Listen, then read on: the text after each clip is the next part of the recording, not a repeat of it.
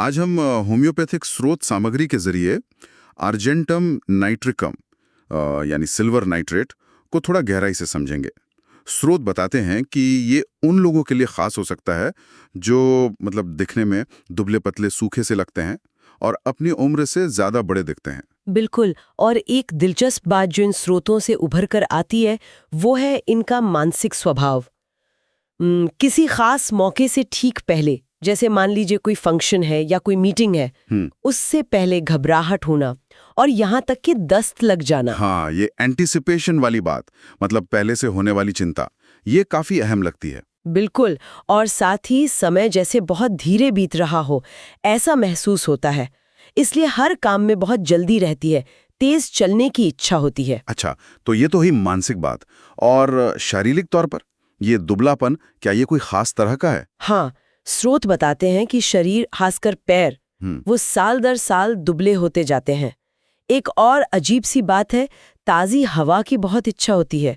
खुली हवा में अच्छा लगता है, लेकिन इसमें भी कुछ पेच है। हाँ, लेकिन ठंड भी लगती है। मतलब हवा तो चाहिए पर वो चुभनी नहीं चाहिए। और अगर ढक लें तो फिर घुटन महसूस होती है। ये तो बड़ा विरोधाभासी है। हवा चाहिए पर ठंडी ना हो और ढकने से घुटन।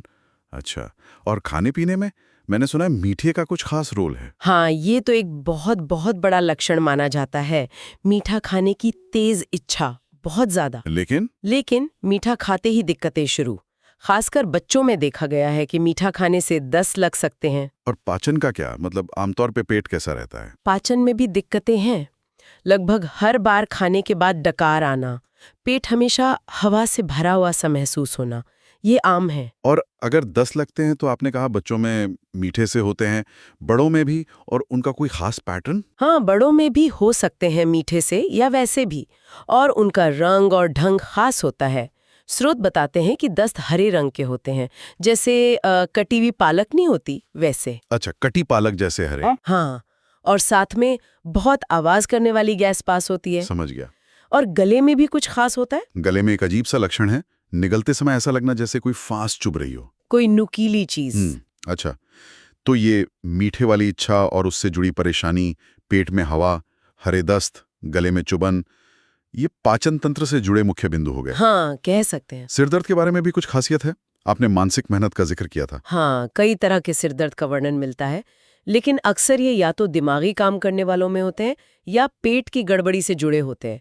सिर में भारीपन या जैसे सिर फैल रहा हो ऐसा महसूस होता है। और आराम कैसे मिलता है? कई बार कसकर पट्टी बांधने से या सिर दबाने से आराम मिलता है। अच्छा। आंखों की तकलीफें, स्रोतों में उनका भी जिक्र है क्या? हाँ, आंखों की समस्याएं भी काफी खास बताई गई हैं। आंखों में बहुत ज्यादा लाली, जैसे कच्चा मांस होता है ना वैसी, और गाढ़ा पीला सा मवाद जैसा डिस्चार्ज, कंजंक्टिवाइटिस जिसे कहते हैं। नवजात शिशुओं में भी ये हो सकता है। हाँ, बिल्कुल।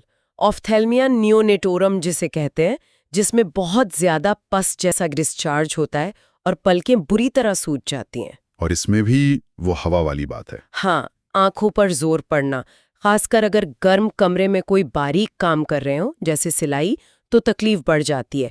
और खुली हवा में जाने से बेहतर लगता है। तो ये खुली हवा की जरूरत बार बार सामने आ रही है।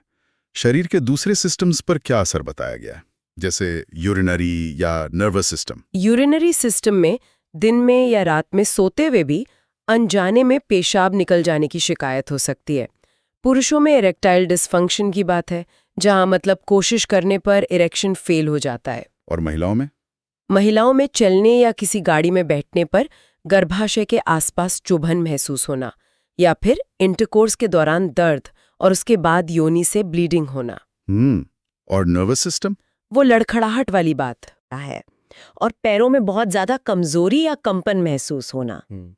गायकों के लिए भी एक पॉइंट है, गले की पुरानी सूजन, लैरिंजाइटिस, जिसमें ऊंची आवाज में गाने की कोशिश करने पर खांसी उठने लगती है। ये लक्षणों की रेंज तो काफी बड़ी है।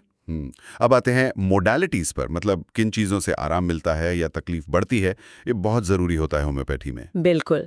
तो तकलीफ बढ़ती है ठंडी चीजें खाने से, ठंडी हवा लगने से, चीनी या आइसक्रीम खाने से और ज्यादा दिमागी मेहनत करने से। यानी ठंड और मीठा ये ट्रिगर जैसे हैं। और आराम? आराम मिलता है खुली हवा में, ताज़ी हवा में घूमना, चेहरे पर हवा लगना और ठंडे पानी से नहाना। फिर वही खुली हवा वाली बात। हाँ, ये खुली हवा की इच्छा और उससे आराम मिलना, ये बहुत महत्वपूर्ण लक्षण है आर्जेंटम नाइट्रिकम का। तो अगर हम पूरी तस्वीर को एक साथ देखें तो आर्जेंटम नाइट्रिकम का व्यक्ति कैसा उभरता है, मतलब एक सारांश के तौर पर? हाँ, तो एक ऐसा व्यक्ति जो चिंतित रहता है, खासकर किसी आने वाली घटना को लेकर, बहुत जल्दबाज होता है, हर काम जल्दी करना चाहता है। मीठे का बहुत शौकीन होता है। हाँ, मीठे का शौकीन, पर मीठा उसे हजम नहीं होता, तकलीफ देता है।